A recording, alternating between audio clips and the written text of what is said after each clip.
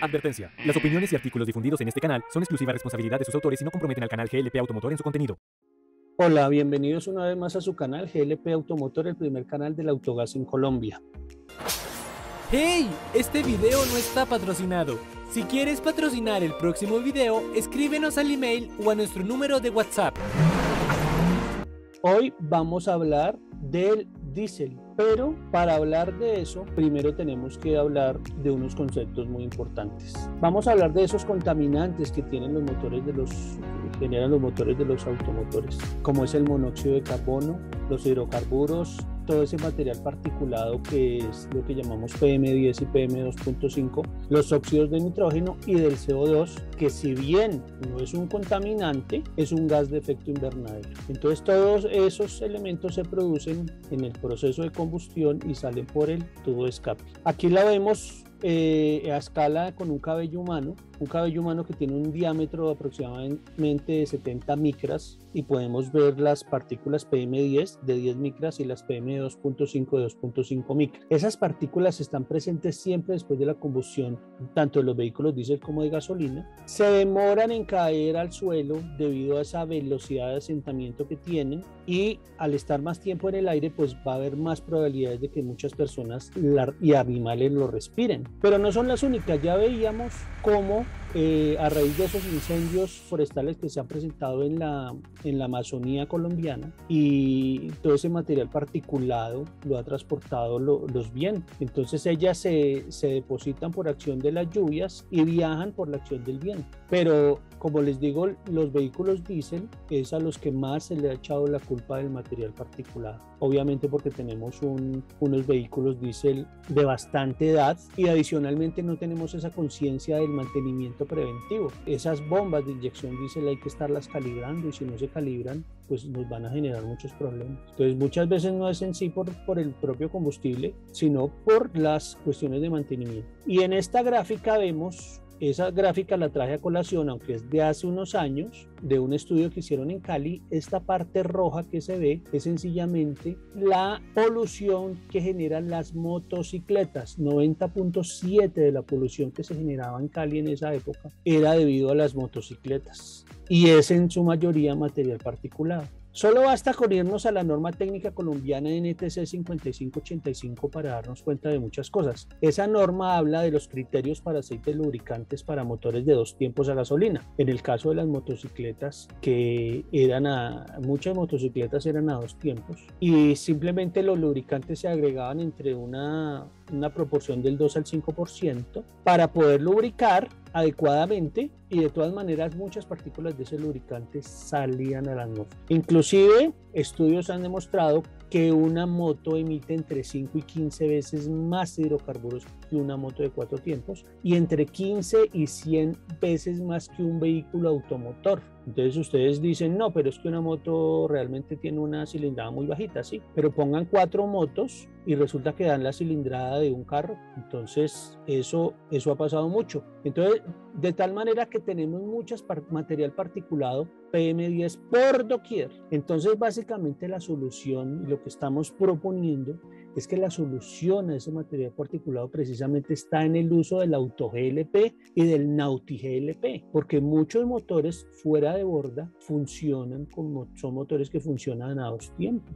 Y aunque las motocicletas de 2 tiempos en Colombia desde el año 2009 están prohibidas, su comercialización no quiere decir que no se usen. Hay gente que tiene motos viejas y las siguen usando y esas motos son de 2 tiempos. Desde el 1 de enero del año pasado, todas las motos que se venden en Colombia deben cumplir con una norma que es la Euro 3. Pero resulta que hay muchos vehículos como estas bicitaxis que antes eran propulsadas por la fuerza humana y ustedes ya han visto que hoy en día les han puesto unos motorcitos. Esos motorcitos son de 2 tiempos y ustedes lo ven que eso bota mucho humo azul, precisamente todos esos contaminantes de ese lubricante que tienen esos motores de 2 tiempos. Lo mismo estos mototaxis, hay muchos también viejos y todo esto que no está, por lo menos en el caso de estas bicitaxis, eso está subregistrado. Hay muchos, ustedes la ven por todos los barrios, en todas las ciudades se ve esto y están contaminando, pero no tenemos un estudio serio que diga cuánto contamina contaminante. Entonces, la solución está en que todo esto lo pasemos a AutoGLP. Ahora, estas normas Euro 3, esas normas son de hace 20 años.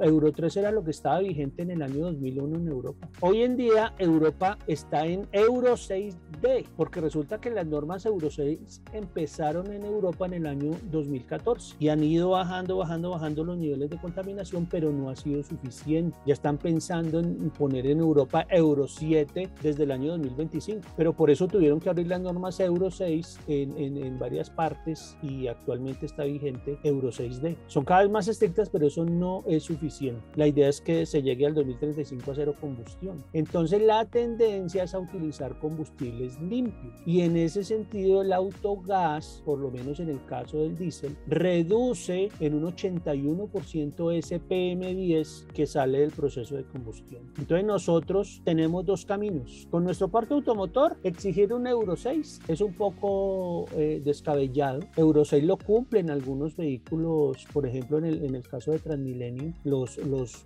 articulados que llegaron a gas cumplen sobrado Euro 6. El caso es que los contaminantes, el mundo está lleno de estos contaminantes que salen de la gasolina y del diésel, pero en el diésel son más notorios lo que es el material particulado, lo que llaman las famosas PM, y sobre todo los óxidos de nitrógeno. Estos óxidos de nitrógeno se tienen más controlados en el tema de la gasolina, y en gasolina es muy usual los hidrocarburos y el monóxido de carbono. Entonces la industria del automóvil del mundo ha hecho miles de esfuerzos para poder controlar esos contaminantes y hacer eficiente esa combustión de esa gasolina. Se han instalado convertidores catalíticos, válvulas de recirculación de gases de escape, que son las famosas válvulas CGR, control de emisiones evaporativas o el famoso canister que llama. Se ha colocado mucha electrónica colocando sensores de aire, de presión de aire y de flujo de aire, los famosos sensores MAF y MAP, sensores de detonación para que esa gasolina poder detectar si detona o no, si tiene un bajo octanaje,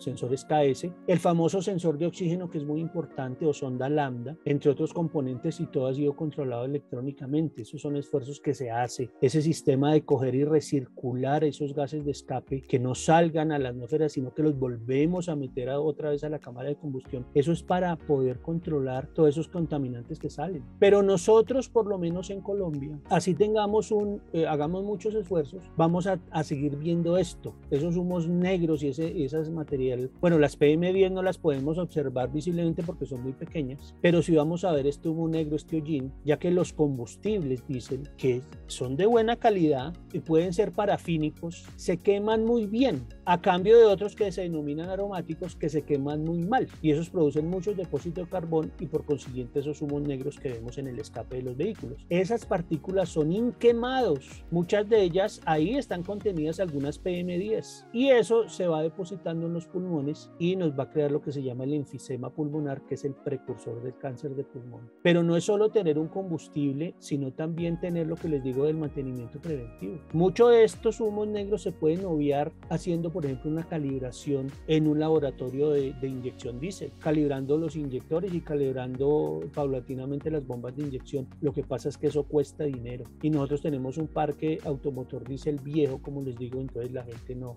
va a hacer eso. Entonces lo que estamos haciendo es aumentar un problema de salud pública. Estamos promoviendo las famosas EPOC. El enfisema pulmonar es lo que en medicina se conoce como una enfermedad pulmonar obstructiva crónica. Esa enfermedad dificulta la respiración, empeora con el tiempo, es una enfermedad respiratoria irreversible y es la precursora del cáncer de pulmón. Entonces, cuando ustedes ven que la gente se muere de cáncer de pulmón y ustedes se aterran porque dicen, no, pero ¿cómo así? Si él nunca fumó, él nunca estuvo en contacto con yo no sé qué, con sisemás. Bueno, pues resulta que él estuvo expuesto de pronto a muchas partículas de estas que con el tiempo le ocasionaron eso.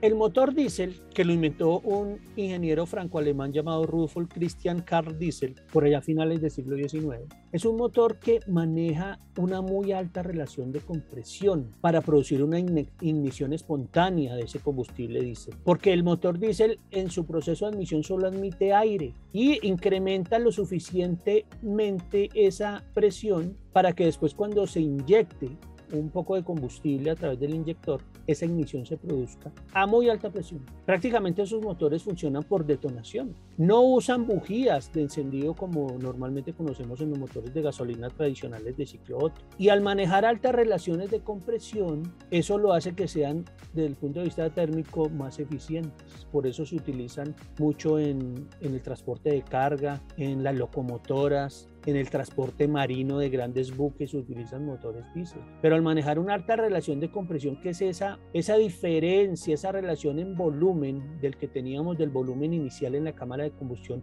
al volumen final, eso es lo que se llama la relación de compresión, que en los diésel es muy alta, puede ser del orden de los 18 a los 24. Comprimir eso 18 veces o comprimir eso 24 veces, a diferencia de un motor a gasolina que lo puede comprimir de 8 a 10 veces, aunque hoy en día estamos diciendo que los motores de gasolina manejan altas relaciones de compresión y por eso las gasolinas tienen que ser de mayor octanaje. Entonces, hoy en día se manejan mayores a 10 en los motores de gasolina, pero en los motores diésel ese valor puede ser el doble. Entonces, aquí vemos en esta curva dónde está ese punto de eficiencia comparado con la relación de compresión. Entonces, lo que hacemos aumentando la relación de compresión en los motores a gasolina es mover ese punto para hacerlos más eficientes. Sin embargo, eso también depende mucho de la calidad del diésel que tengamos. Los combustibles diésel pueden ser parafínicos, nafténicos o aromáticos. Y resulta que hay un compuesto que se llama el cetano, que es el C16H34, que es una parafina de ignición fácil, no es volátil y a ella se le asignó un número de 100. Y está el otro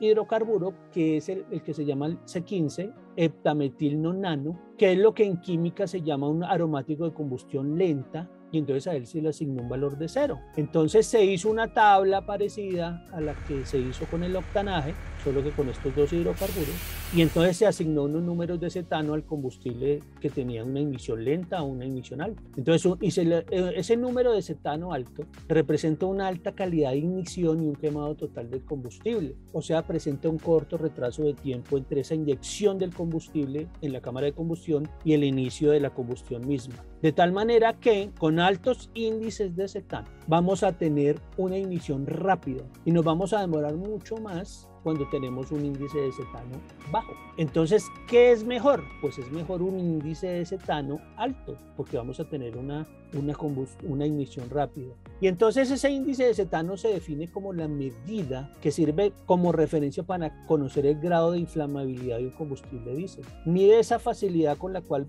producimos esa ignición espontánea del combustible al interior del motor. Y obviamente pues lo estamos determinando entre las mezclas, comparando el tiempo de ignición del mejor combustible diésel, que es el cetano, y el peor, que es el heptametilnonano. Pero adicionalmente nosotros también tenemos aditivos en ese diésel. Y esos aditivos, recuerden que cualquier cosa que sea aditivo es prácticamente un veneno. Es material particulado que sale, no se quema en el proceso de combustión. Y esos principales aditivos del diésel son los antiespumantes, los anticorrosivos, los detergentes, elementos mejoradores de ese cetano, de ese índice de cetano, y una cosa que se llama antiemulsionantes. Resulta que esos antiespumantes, nosotros cuando manejamos un diésel, porque el diésel es un aceite, pues tenemos que tener controlada la espuma, porque si no la tenemos controlada esa espuma, una espuma simplemente es un aire atrapado y ellos van a hacer un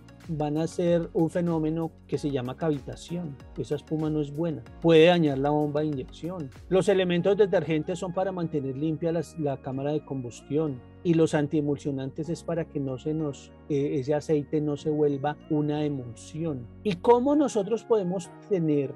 Porque en los combustibles diésel también, en el proceso de combustión, se nos origina algo que se llama los óxidos de nitrógeno. Entonces, mejorando el cetanaje, o sea, el índice de cetano, vamos a obtener una reducción de esos óxidos de nitrógeno. Aquí vemos en esta gráfica, solo cambiando el cetano de 42 a 48, obtenemos una reducción importante en el porcentaje de esos óxidos de nitrógeno. Entonces, de tal manera que si nosotros tenemos que hablar de normatividad del cetano, cetano, de ese índice de cetano, vamos a tener que hablar de la resolución que hablábamos en el video anterior, la resolución 40103 del 7 de abril del 2021 del Ministerio de Minas. Y dice que el índice de cetano hasta el 30 de junio del año pasado era de 45. En ese momento había una resolución para Bogotá que tenía que ser de 47, de tener más cetanaje. Pero a partir del 1 de julio del año pasado, ese cetanaje subió a 48 para todo el país. Y adicionalmente a eso, a partir del 30 de abril del año pasado, todo el diésel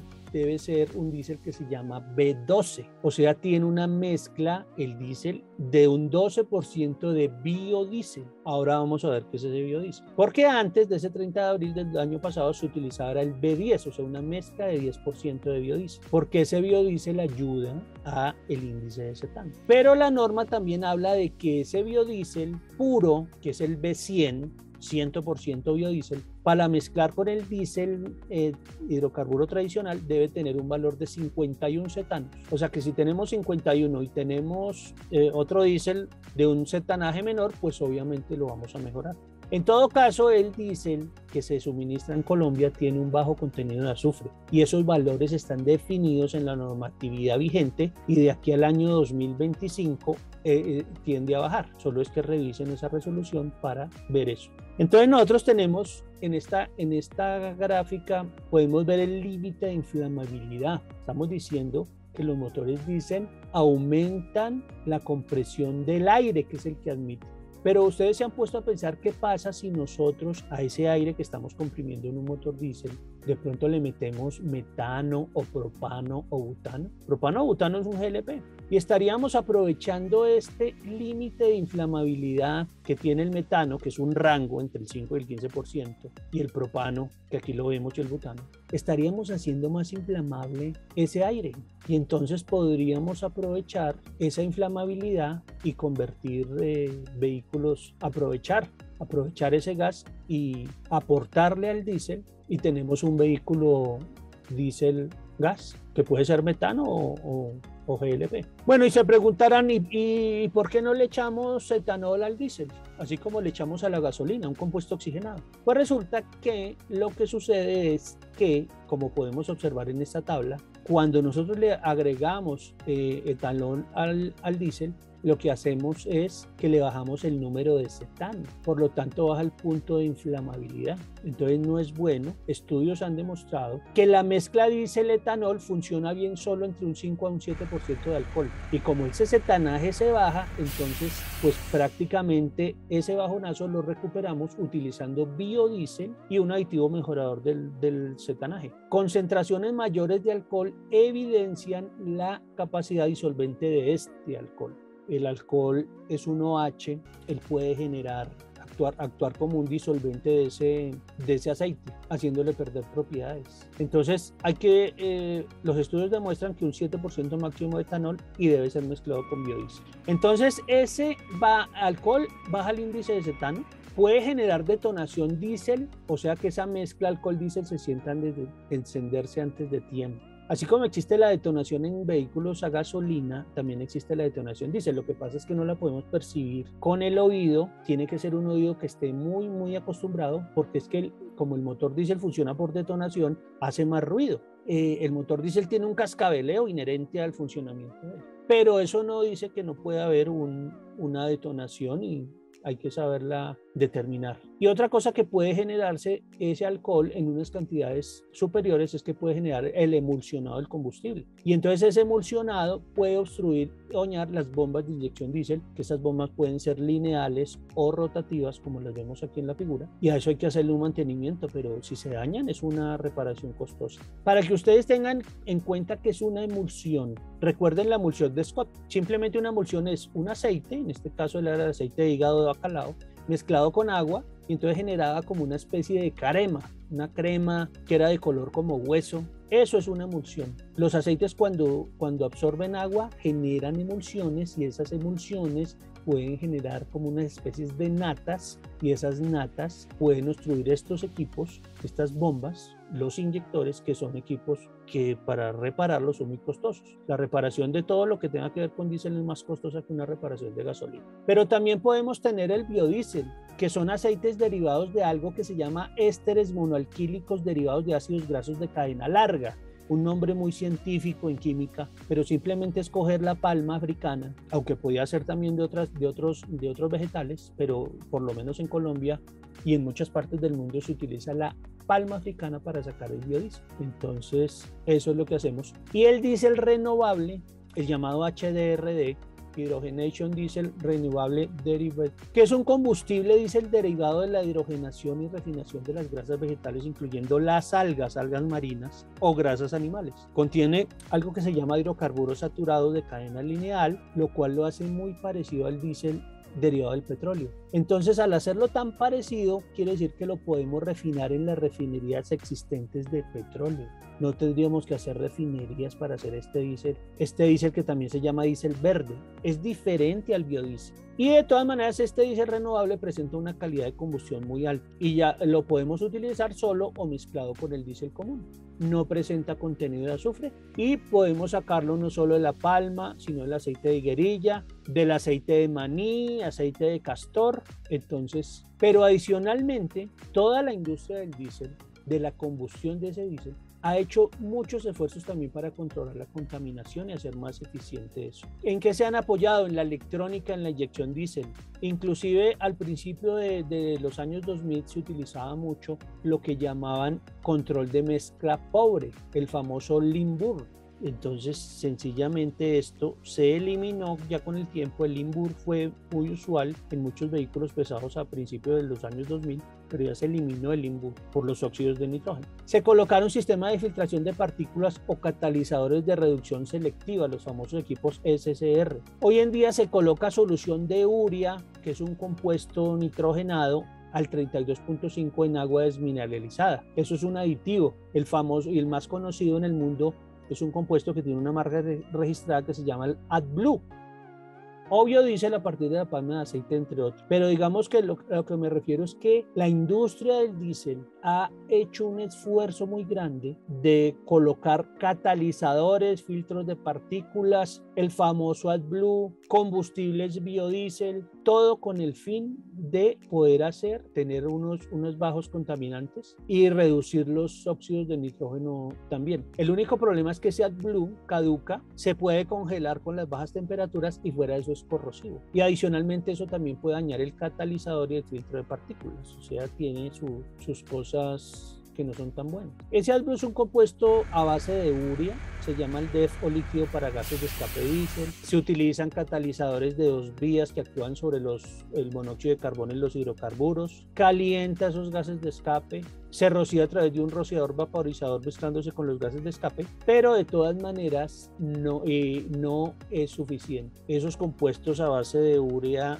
pues tienen su inconveniente. Entonces ahí es donde entra la gran ventaja ambiental del auto GLP. El auto GLP reduce ampliamente los contaminantes de un motor de combustión interna, sea diésel o sea gasolina. La vez pasada, en el video pasado, mirábamos cómo se reducían hasta en un 90% las nanopartículas de la gasolina. Pues resulta que el auto GLP reduce hasta en un 81% el material particulado proveniente del diésel y reduce hasta en un 98% los óxidos de nitrógeno, fuera de que reduce las emisiones de CO2 entre un 10 a un 20%. Entonces, a lo que me refiero es que las tecnologías ya existen en el mundo. Las tecnologías de gas, de gas licuado, de auto GLP, son tecnologías que inclusive todavía no las conocemos en Colombia, pero están disponibles para traerlas y utilizarlas. Las famosas tecnologías LPI o LPDI, que es Liquid Propane Injection,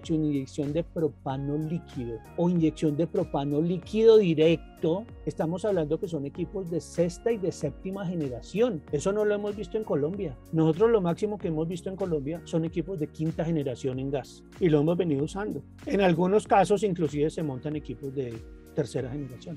Entonces lo que hacemos es inyectar el GLP en fase líquida en una precámara de combustión, que es lo que se llama inyección indirecta, o directamente a la cámara de combustión, que es la inyección directa. Entonces generamos un fenómeno de intercooler o enfriamiento previo a la combustión, manteniendo esta a una temperatura más baja, mejorando la eficiencia volumétrica de llenados de esos cilindros del motor. Y esto sirve para gasolina y diésel. Reducimos los óxidos de nitrógeno hasta en un 70% en promedio. Puede ser más o puede ser menos, dependiendo si el vehículo es diésel o es gasolina. Y la ventaja es que no utiliza el sistema de refrigeración del vehículo. Acuérdense que en los equipos de gas, el regulador, vayan por favor a la revista, la edición donde hablamos del regulador, hay que hacer una conexión al sistema de refrigeración. Pues acá no, acá con estos equipos no hay que. Esto es solo un ejemplo de muchos equipos que pueden haber. Y para que tengamos claro el concepto de lo que es un intercooler simplemente es un intercambiador de calor que se coloca para disminuir la temperatura del aire de admisión que sale del turbocompresor, porque estamos forzando ese aire. Al forzarlo, ese aire se calienta, pero como no nos conviene que entre a la cámara caliente porque se reduce la eficiencia volumétrica, entonces lo que hacemos es enfriarlo en ese intercambiador antes de que ingrese a la cámara de combustión. Entonces él mejora la eficiencia volumétrica de llenado de los cilindros. Y entonces resulta que el sistema, en este caso este sistema que se llama Dual Blue, es solo uno de muchos que hay en el mundo. Esto es un sistema europeo, pero en Estados Unidos hay, en Australia hay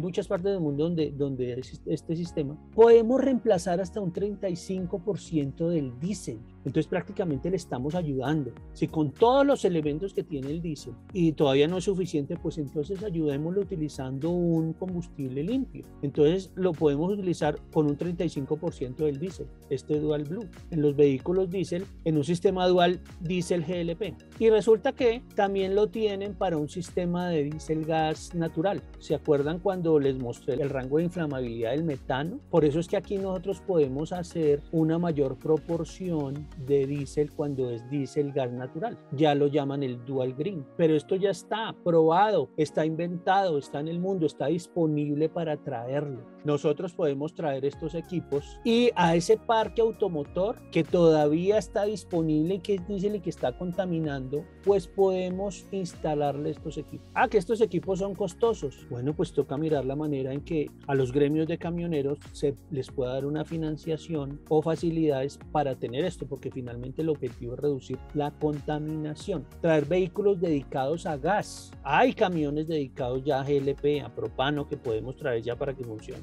Que no hay dónde tanquear, ya podemos hacer las estaciones, porque las estaciones, hacer una estación de auto GLP es muy barato a comparación con las estaciones que tenemos de GNV. Entonces está el combustible disponible. Entonces ya tenemos que pensar en empezar a convertir todo el parque automotor diésel a GLP, el que se pueda. Hay que pensar en que vehículos que todavía no pueden salir, pues hay que repotenciar en diésel gas. Y los que salgan necesariamente y se tengan que importar vehículos, camiones nuevos, que sean a gas, a GLP o a GNV. Pero ya es la única manera de poder tener el proceso de gasificación, darle más dinámica, porque si no nos vamos a demorar otros 20 años, como pasó en el proyecto de GNV, para tener solo 600.000 carros convertidos, de los cuales muchos ya por cuestiones de edad de los vehículos ya no están funcionando. Eso fue los que se convirtieron, pero realmente los que están en operación puede ser un 50% de esa cifra. En 20 años nosotros no podemos demorarnos tantos en el proyecto de auto GLP. Hay vehículos, hay equipos, diésel gas,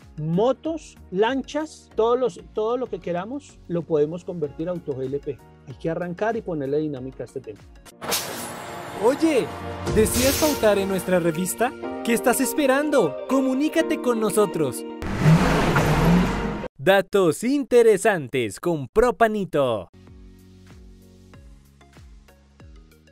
Caso extraordinario en el proyecto de autogás en Francia. En el año 2019 se registraron poco más de 2.000 autos a GLP, pero en el año 2020 el registro fue de más de 16.500 vehículos a GLP, un increíble incremento de más del 700%. Hoy en día, en Francia, circulan vehículos a auto GLP, con una red de suministro de 1.579 estaciones. Esto ha sido promovido principalmente por su compañía automotriz Insignia Renault, en 4 modelos: Sandero, Logan, Duster y Captur. Dichos vehículos a auto GLP circulan sin restricción por todo el país y existe un bono por parte del gobierno para su adquisición. Nunca olvides que somos la primera generación en percibir las consecuencias del cambio climático, pero también somos la última y única generación que puede hacer algo para remediarlo. Las soluciones ambientales también te involucran a ti. ¿Sabías que al escanear nuestro código QR puedes leer nuestra revista y seguirnos en todas nuestras redes sociales? Muchas gracias y nos vemos en el próximo video. Ten en cuenta suscribirte a nuestro canal de YouTube. Deja tu like para seguir subiendo contenido. Además, déjanos en los comentarios las dudas que tengas y las responderemos en el próximo video. Síguenos en Instagram y en nuestra fanpage de Facebook como @glp_automotor para conocer las novedades del canal, próximos invitados y eventos. También puedes encontrarnos en LinkedIn como @glp_automotor. Escanea nuestro código QR para leer nuestra revista. Para contacto comercial, escríbenos al correo glp.automotor@gmail.com o al número de WhatsApp +57 313 750 3854. Nos vemos en el próximo video. Creamos cultura del autogás.